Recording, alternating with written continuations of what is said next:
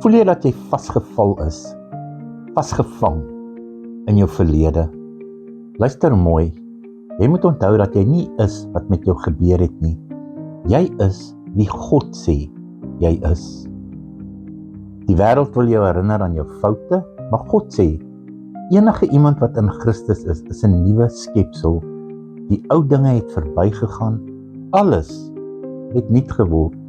Onthou, jy's nie die trauma nie, jy's nie die verslawing nie die egskeiding nie, die misbruik of die etiket wat mense op jou gesit het nie. Jy's die geregtigheid van God in Christus Jesus, wat beteken dat jy deur God geliefd, verlos, gekies en ook bestem is vir oorwinning. Die vyand wil hê jy moet in skaamte en met skuldgevoel leef.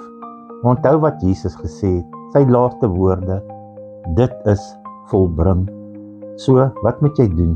Los die verlede, omhels jou nuwe identiteit, in ander woorde wie jy in Christus is. Jou storie is herskryf, nie deur mense nie, maar deur die kosbare bloed van Jesus. Onthou, jy is nie jou geskiedenis nie, jy is eintlik 'n meesterstuk, geskape deur die God en Vader van ons Here Jesus Christus.